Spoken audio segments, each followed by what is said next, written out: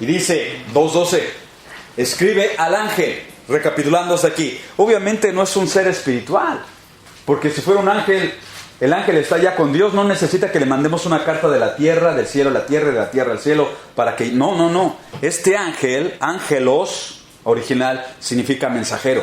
El que está para trazar los mensajes de Dios en la iglesia local es el pastor o los pastores. Es una responsabilidad bien grande. No estoy aquí para entretenerte, no estoy aquí para presentarte un show de estilo Broadway o Hollywood. No estoy aquí para darte un cuento. Estamos aquí para hablar las palabras del Señor tales como Él las ha dejado en la palabra. Entonces dice, escríbele a este ángel, pero en otra iglesia, la iglesia de Pérgamo. Sabrán, amigos y hermanos, que de ahí viene la palabra pergamino. Sucede que ahora somos bien modernos, tenemos tecnología, traemos la Biblia en tabletas, computadoras y teléfonos. En esos años, primero escribían sobre papiros. Los papiros eran unas hojas que a través de un proceso se secaban allá en Egipto, y esas hojas servían como allá secas, ahí podían escribir la gente.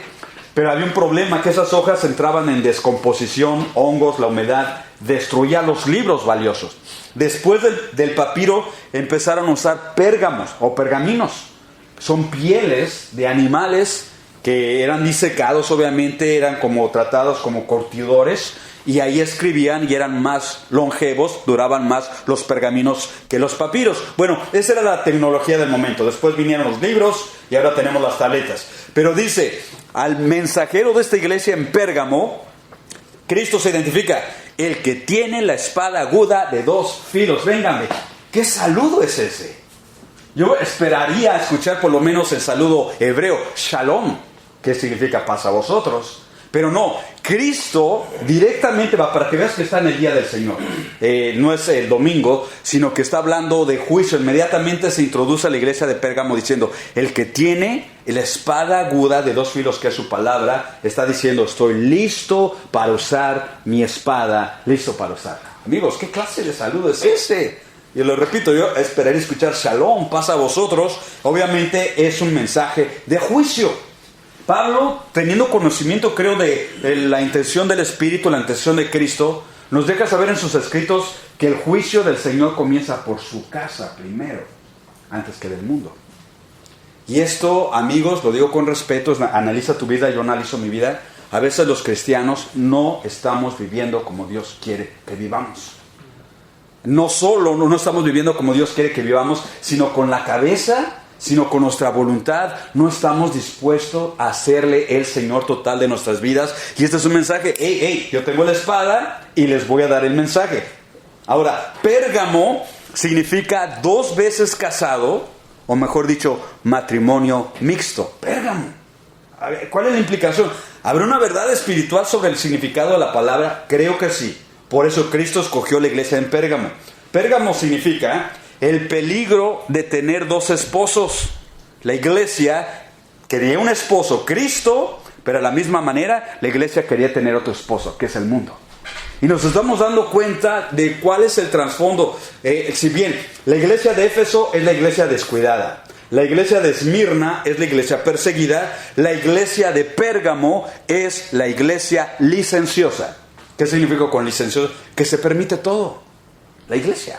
¿Me explico? Por eso el mensaje es al pastor. Tu iglesia, donde tú estás siendo el pastor, es una iglesia licenciosa que dice, por un lado, estoy casado con Cristo, y por el otro lado la iglesia dice, estoy casada con el mundo. Tengo mis amantes, el mundo. Y es aquí donde vemos la mixtura, la mezcla. ¿Cómo estar con Cristo y estar con el mundo? Eso no va delante de los ojos del Señor, pero eso está sucediendo en Pérgamo, y sabrá Dios cuántos más iglesias, cuántos más pastores estamos viviendo la misma situación. Duele escuchar creyentes caer en pecado, sí duele, pero también duele escuchar pastores caer en pecado. Cuando escuchamos que pastores en adulterio, que han andado con varias mujeres de la misma iglesia, come on. ¿Qué está pasando? Los portadores de la luz del evangelio, el candelero. Imagínate, Cristo está inspeccionando su iglesia y ese candelero no está dando luz porque algo mal está en la iglesia, y eso se llama pecado. 2 maridos, Cristo y el mundo. En Hebreos 4:12, recuérdoles, la palabra de Dios es viva, significa original, está viva, está activa, está trabajando, no está muerta. Y es eficaz, significa poderosa, energos, dice el original, griego. Significa energía, poderosa, tiene acción. Es más cortante que toda espada de dos filos. Penetra hasta partir el alma, es un instrumento. La espada no es un juguete, es un instrumento de guerra, de justicia. Es un arma. Y penetra hasta partir el alma, el espíritu, las coyunturas, los tuétanos. Disciernen los pensamientos y las intenciones del corazón. ¿Cuánta gente ha llegado a nuestras iglesias y dice, ay, Dios me habló? ¿Quién le dijo a ese pastor lo que estaba pasando en mi vida? Nadie, es la espada, es el espíritu que está trazando para con todos nosotros cuando somos faltosos. Y yo me incluyo. No creamos que los pastores somos más que la congregación, que estamos en un nivel intocable de no. Yo me incluyo. Cuando te trazo los sermones que Dios me da, es porque Dios me ha hablado a mí primero, a mi corazón. Y me ha abierto los ojos. ¿Me explico lo que estoy diciendo? Con su palabra, que es la espada. Regresemos a la iglesia. En el mapa, este es Pérgamo. Chequemos, empezó aquí, Éfeso, Esmirna, y sube a Pérgamo. Está dando esta vuelta. Aquí había iglesias suficiente para representar lo que Cristo quiere hablar a todas las iglesias del mundo en todo el tiempo. Ahorita estamos hablando de Pérgamo, la que tiene 2 esposos. Y creo que esto en tiempo moderno, en todo México, Estados Unidos, América Latina, nos va a concernir. Dice el 13, yo conozco tus obras, a todas se nos dice, yo conozco tus obras. Este es un buen comercial hasta aquí. Todo lo que tú haces y yo hago no pasa desapercibido delante del Señor. Él conoce nuestras obras. ¿Dónde moras? También sabe dónde nos metemos, pero en este caso Pérgamo, tú vives, tú moras, donde está el trono de Satanás. ¡Wow! ¿Quién quiere vivir en el trono de Satanás? Nadie. Ahora, digo esto no para, la Biblia lo dice no para levantar temor, porque muchos cristianos nos sugestionamos cuando escuchamos el trono del diablo, brujería, satanismo, santería y tanta cosa. No. Mayor es el que está en nosotros que el que está en el mundo, compadres y amigos. El mensaje aquí cuando dice, estás en el trono, viviendo en el trono de Satanás, es para que nos demos cuenta que ni las puertas del infierno pueden prevalecer realmente contra su iglesia. Si Cristo nos ha sembrado en una iglesia como, en una ciudad como Río de Janeiro, Brasil, Catemaco, donde hay mucha brujería, créelo, ahí, en el mero trono de Satanás, si hay cristianismo ahí, la luz está prendida, el evangelio está presente y Dios está en medio de nosotros dando vida a ese pueblo. El problema no está en el poder del evangelio, el problema está en que esa iglesia está debilitada, está descuidada aún en el trono, donde está viviendo en el trono de Satanás, y explicamos. Ese trono se manifestaba de 2 maneras. Trono de Satanás, simbólicamente. Se le está diciendo, Satanás es un Dios que no es, se le nombra a Dios, pero no es Dios, para dar a entender que se le está adorando. De 2 maneras. Primero, el poder político estaba centrado en Pérgamo. Debes de saber que era la sede del gobierno romano de la región. En Pérgamo, aquí te va una locura, en Pérgamo al emperador se le llamaba Dios y se le adoraba como a Dios. En Pérgamo. De tal manera que el saludo era ese. Salve, saludo romano, César es Señor. Y los cristianos verdaderos decían, salve, Jesucristo es el Señor. Y por ese saludo eran dignos de ser perseguidos. Estaban identificándose con Cristo como Señor y no a Domiciano, que se autoproclamó Dios. Ese era el primero. Poder político. Número 2, la idolatría era tremenda en Pérgamo.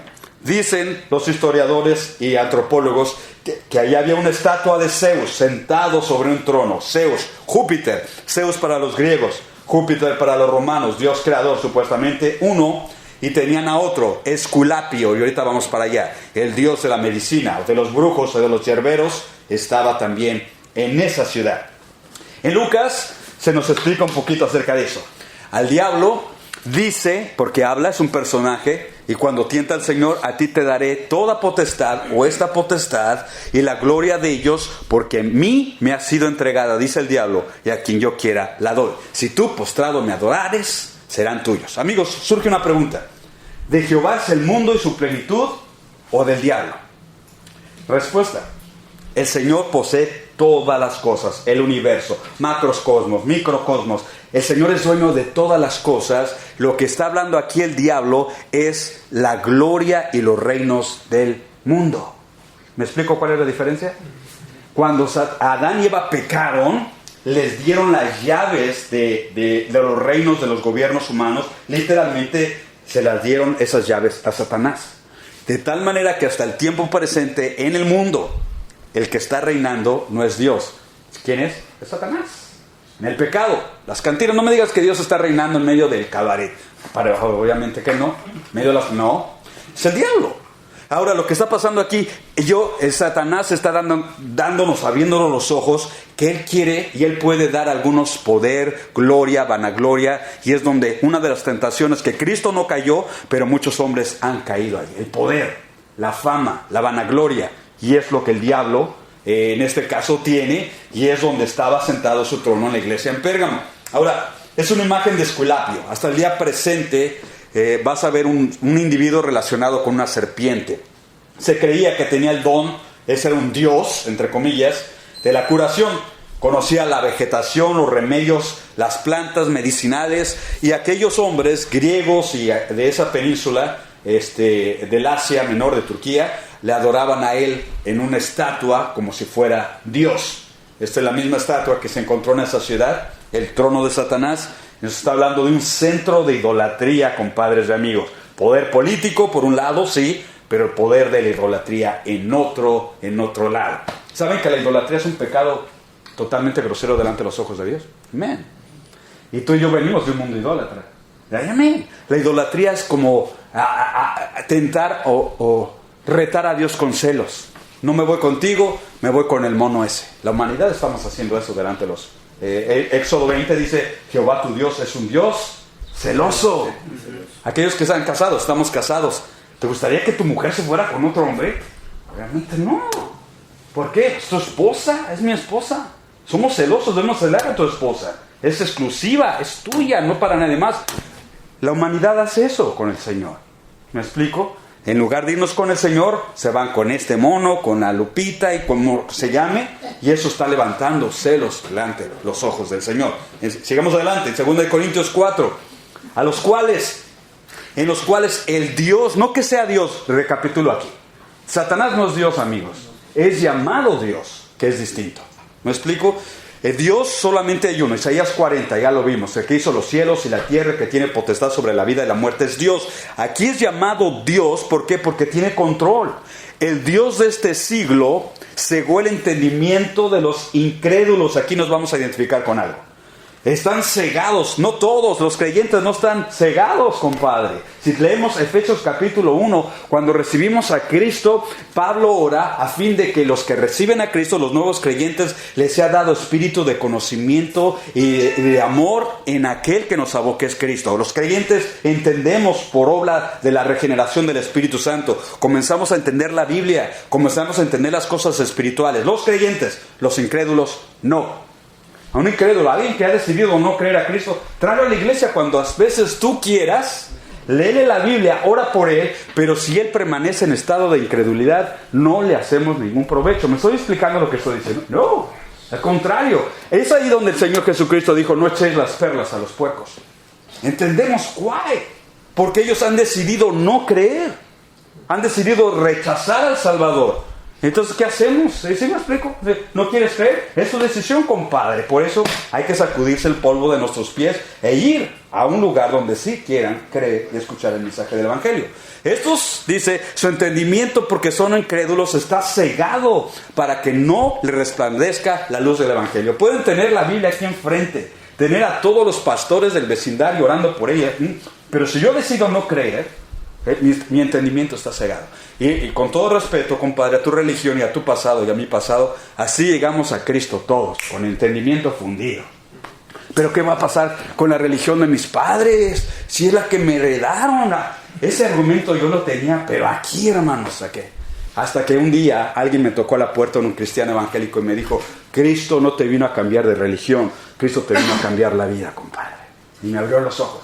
Espíritu Santo creo que me abrió los ojos.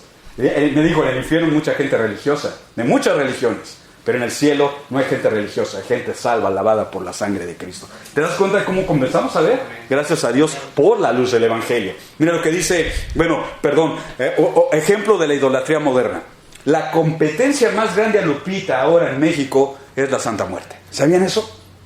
Ha crecido más la devoción a la Santa Muerte más que a la guadalupana allá de México.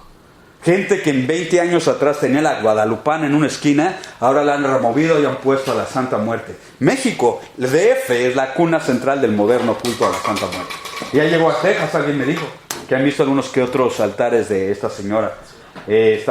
Conozco la ciudad, ahí nací, caminaba con mi familia para llevarlos a un centro comercial, y a esta imagen grotesca y fea la llevaban en una carretilla por toda la ciudad, y donde se paraba la gente en ignorancia, en temor. La tradición es que donde se para la Santa Muerte en la carretilla, tú tienes que echarle ahí una ofrendita.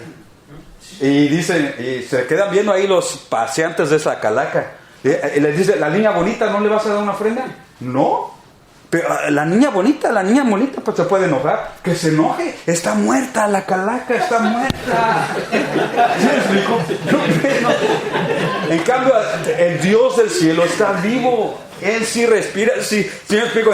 Pero no entiende la gente. No. Cree. Amigos, algo está pasando en nuestros días con la idolatría de nuestros pueblos. Adorando a la muerte. Y esto es si no antibíblico, ok, no entiendes Biblia, no sabes Biblia, compadre, no entiendo. Pero ¿a quién se le ocurre rezarle una calaca?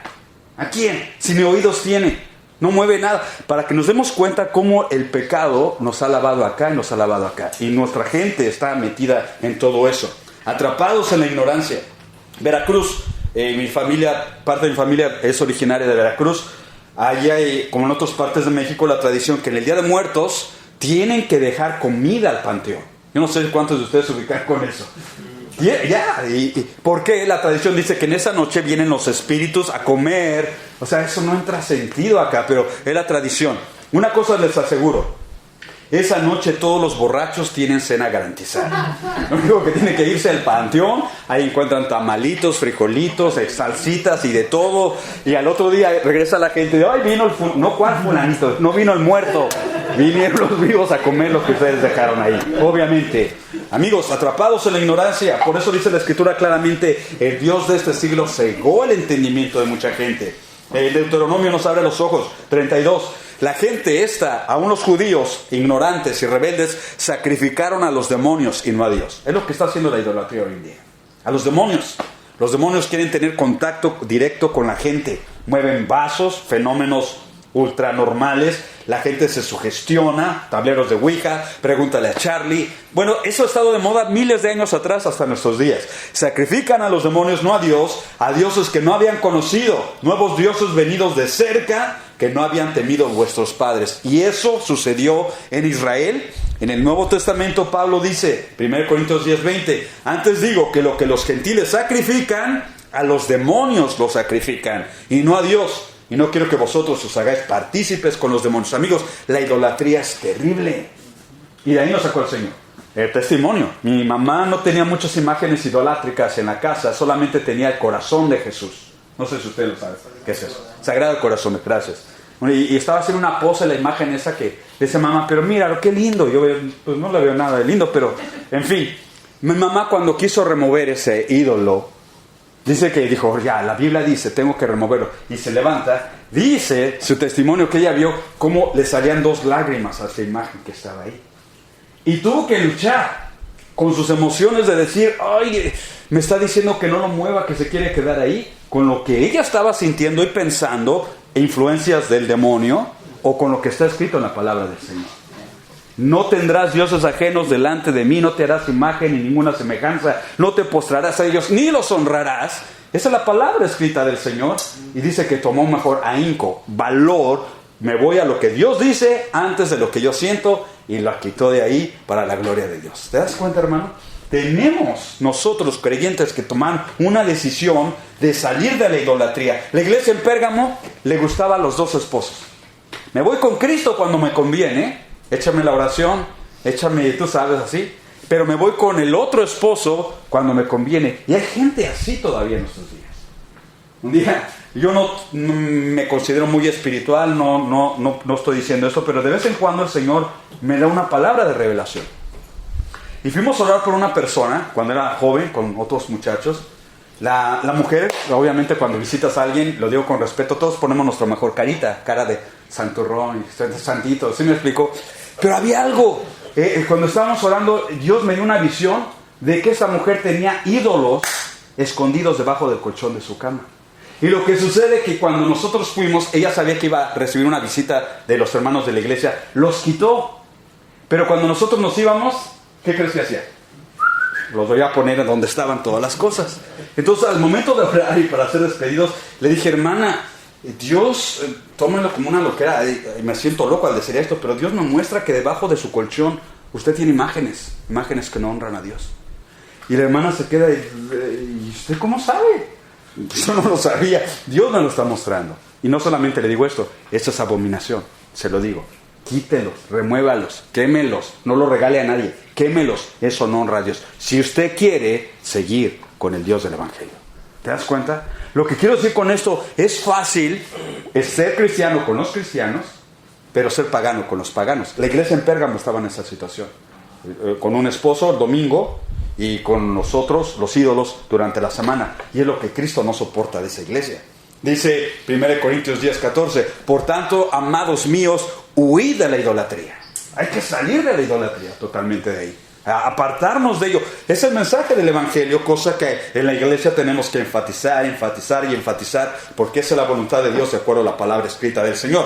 Versículo 13, parte B. Pero retenéis mi nombre. Había algunos de ellos que estaban reteniendo el nombre del Señor, la persona del Señor, el mensaje del Señor, unos pocos fieles, y no han negado mi fe, ni aun en los días que Antipas, mi testigo fiel, fue muerto entre vosotros. Otra vez dice, ¿dónde mora el Satanás? Ahora, interesantemente, el contexto, versículos anteriores y posteriores, no dice quién fue Antipas. Tertuliano dice, Antipas fue el obispo de la iglesia de Pérgamo, murió martirizado, quemado en un horno ardiente por negarse a rendir culto a la divinidad del emperador Domiciano. Él fue el primero de varios en esa iglesia. Versículo 14, pero tengo unas pocas cosas contra ti, y estamos llegando a la cima, que tienes ahí en tu iglesia, mensajero, pastor, tienes ahí a los que retienen la doctrina del Balaam. Amigos, ¿cómo puedo acuñar este mensaje? Ahora, con ese versículo ayúdame a identificarme como pastor, como predicador y a otros más. ¿Te das cuenta que no es nada más predicar lo que yo quiero predicar? Lo que está de moda predicar. No. Si la iglesia está enferma, es porque el pastor ha permitido que esté enferma la iglesia. Si se ha metido la idolatría, la herejía, es porque yo, la atalaya de Dios, no he sonado la trompeta para presentar el mensaje de Dios, y he permitido que dentro de la iglesia entren algunos falsos maestros con la doctrina del Balaam. Y esto es un llamado a todos los obreros cristianos. Tenemos que predicar la palabra del Señor, amigos, tal y como está, purificada. Tenemos que vivir una vida limpia delante de los ojos de Dios. ¿De qué me sirve a mí predicarte el evangelio limpio si estoy sucio? ¿De qué me sirve? ¿A quién quiero engañar? ¿A quién puedo engañar? ¿Me explico lo que estoy diciendo? Este mensaje primero va al mensajero para después tomar repercusión sobre toda la iglesia. ¿Quién era el Balaam? Bueno, sabemos que es un problema muy grande. Apocalipsis 2:14 explica, este hombre Balaam, que significa el Señor del pueblo, un hombre anticristiano que hacía competencia, yo soy el Señor del pueblo en lugar de él. Balaam se creía super cosa.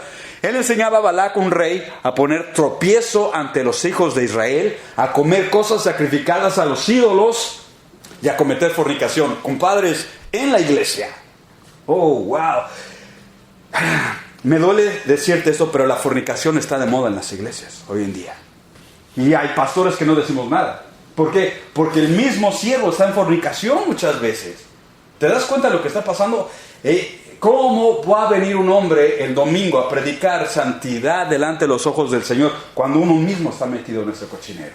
Compadres y amigos, la situación es caótica, se necesita tocar la trompeta de Dios. Muchos jóvenes ahorita están cometiendo fornicación, no están casados, no están viviendo como Dios manda, y Dios dice, toca la trompeta. Además participan en cosas sacrificadas a los ídolos, están viviendo no en santidad en la iglesia, y se están yendo con el otro esposo, no con Cristo, es lo que está diciendo ahí.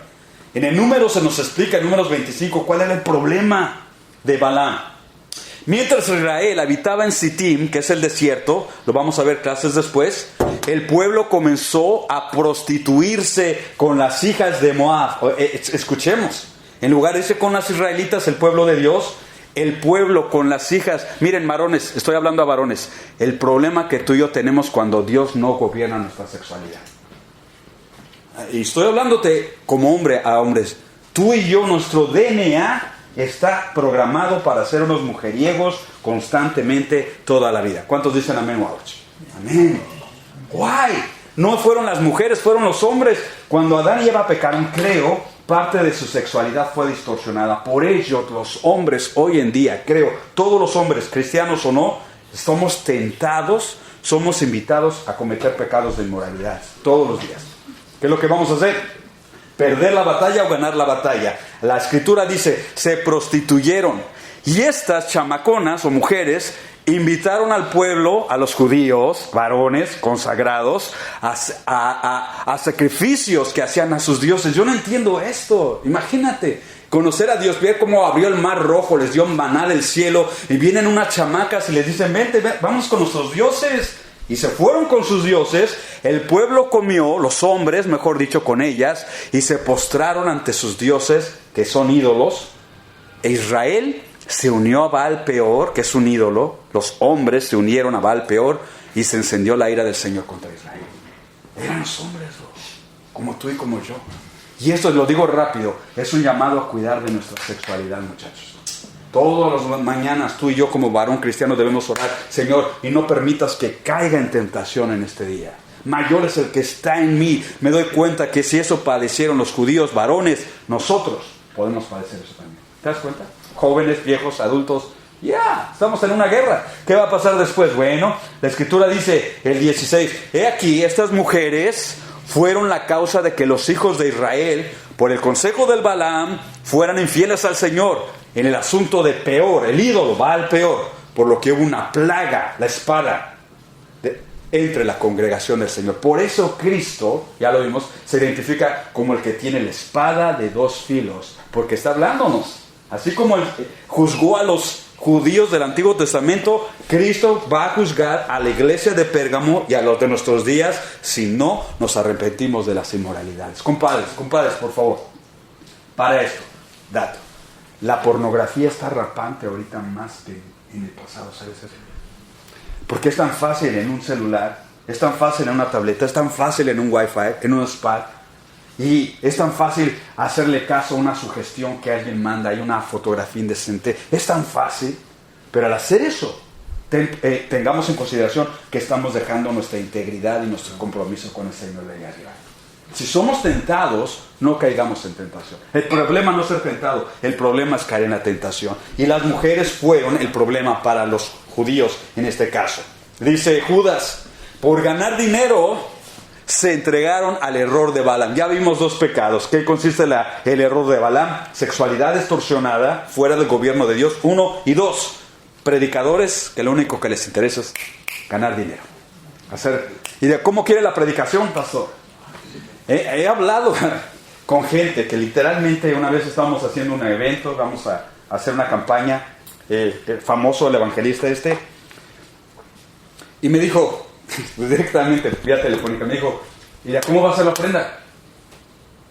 Pues no he pensado en eso, pero pues nos vamos a juntar todos y yo creo que vamos a levantar una ofrenda. Y me presiona y me dice, debes de saber que yo tengo 5 hijos, una esposa. Pues sí, vamos a echarle ganas vendiendo tamales y haciendo talentos. Y debes de saber que yo viajo en primera clase. Y cuando me decía, debes de saber, le digo, oye, lo que debo de saber, le dije, es que estoy hablando con la persona equivocada en una actividad equivocada. Lo siento, pero no vamos a hacer esta actividad contigo. No contigo. El evangelio no se cobra, compadres y amigos. ¿Está conmigo lo que estoy diciendo? No se cobra. Da de gracia lo que hemos recibido de gracia. Creo que cuando el siervo es humilde y vamos a lugares donde Dios nos manda, a veces no hay ofrendas. Yo trabajé 1 año predicando en diferentes iglesias sin ofrendas recibidas, compadre. Y te soy honesto, hubo un tiempo donde estaba desanimando, Señor, de lo que pudiera vivir de ofrendas. Al contrario, tengo que dejar ofrendas, me quedo sin nada, Señor. Ya no quería predicar honestamente, porque no había plata. Pero mi hermano nunca cayó en la fe. Dijo, vamos, hasta San Fernando, Tamaulipas, eran 14 horas de viaje. ¿Y quién va a poner la feria? Le dije, vamos, dijo mi hermano, el Señor proveerá. Y él iba feliz y yo iba en el camión todo deprimido. 1 año, Dios, y no hemos conquistado, no hemos recibido nada. Y mi hermano iba cantando, dice, ¿con qué canto empezaremos el culto? ¿Qué sé yo? Con lo que quieras. Bueno, hermanos, hago corto el testimonio. En una noche, fueron 3 noches que estuvimos ahí ministrando en esa iglesia. Está en Fernando, una iglesia muy humilde. En esas 3 noches Dios nos remuneró a mi hermano y a mí lo que nunca habíamos recibido en diferentes iglesias. Para que nos demos cuenta, Edgar, de que Dios es fiel. Y no es por ofrendas, no es por pedir cantidades. Cuando el siervo va en la correcta actitud, el Señor nunca le vamos a ganar al Señor. Si yo le doy al Señor, Él es poderoso para bendecirnos. Yo digo, amén eso, hermanos. Pero no todos tienen ese corazón. Hay gente que nomás se preocupa con ganar dinero. Inmorales y aparte quieren ganar dinero. ¡Wow! ¡Qué grande problema! Dice Apocalipsis 2:15. Y también aparte o tienes otro problemita. Retienes a los que tienen la doctrina de los nicolaitas que yo aborrezco. No sabemos mucho de los nicolaitas. No aparecen en la Biblia. Comentaristas dicen que era gente filosófica que decían esto, y escuchen esto porque el argumento es tonto. Dicen, los nicolaitas, según los comentaristas, afirman que el cuerpo es malo y el espíritu es bueno. Y ellos enseñaban, al cuerpo dale lo que pida, que al cabo el espíritu es bueno y cuando muera va al cielo. El cuerpo va a ser destruido, al cuerpo lo que pida. Eso significa que darle drogas, alcohol, sexo, lo que pide el cuerpo. Y el espíritu al fin y al cabo se va a cambiar cuando muera. Eso es herejía, compadres. Todo nuestro ser, espíritu y alma, el cuerpo le pertenece al Señor y debe de ser guardado irreprensible hasta su venida. Terminamos y aterrizamos. 16. Por tanto, arrepiéntete, pastor, predicador, líder, a la iglesia en Pérgamo, pues si no vendré pronto y mira, voy a sacar mi espada, voy a pelear con ellos con la espada de mi boca. Pues termino esto. Lo viví en carne propia. Acabamos de recibir al Señor. Mi familia tenía 3 o 4 meses. Recibimos el bautismo en el Espíritu Santo. No solamente el don de hablar en lengua, sino profecía. Y en la profecía el Señor nos dijo algo totalmente inusual, que solo a Dios, que conoce todas las cosas, podía dar este mensaje. Dijo, levántate, fulano de tal, y dile a mi siervo el pastor que es tiempo de que se arrepienta de su pecado de adulterio. Unos nuevos. Entonces, ahí vamos, primos, mis hermanos, y vamos a hablar. Y hermanos, hago corta la historia. Pastor, estamos aquí, recibimos el bautismo en el Espíritu Santo, que fue glorioso, dones, y Dios nos dijo que viniéramos con usted y dijéramos que usted está en pecado de adulterio y que se tiene que arrepentir. ¿Cuántos saben esto? ¿Quién estuvo ahí? ¿Qué pasó? ¿Cuántas gentes? ¿Quién supervisó la reunión? Nada más mis primos y yo, y eso. Ok, ustedes no digan nada a nadie. Es más, si escucho de este tema hablarlo en otra persona, con otras personas, ustedes van a quedar expulsados de la iglesia. Nos expulsaron. Salimos, así como habíamos entrado a la iglesia, ¿no? Así salimos expulsados, pero venga conmigo. El que lo ve todo es el Señor. Y aquí dice la Escritura que tiene una espada. Aquella persona que no quiso, ok, una cosa es caer en pecado, por favor, no me malentiendas. Yo puedo caer en pecado, tú también.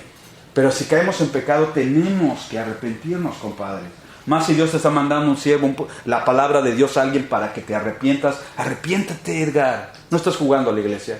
El hermano no se arrepintió y le comenzó un problema chiquito en la uña. Chiquito, una infección. No se atendió, no atendió. El problema fue creciendo. Le cortaron el dedo, no se curó. Le cortaron el pie, no curó. Le cortaron la pierna, no se curó. Le cortaron todo el muslo, no se curó. Ya cuando le estuvo viendo más grave, fue que se arrepintió y pidió perdón. Pero el Señor fue tanta la disciplina, creo que le dio, que no terminó ahí. En 6 meses, historia, murió. Cuando veo esto en la Biblia y en carne propia, me doy cuenta cuán frágil soy. No soy superhombre, no soy supercristiano, ni tú.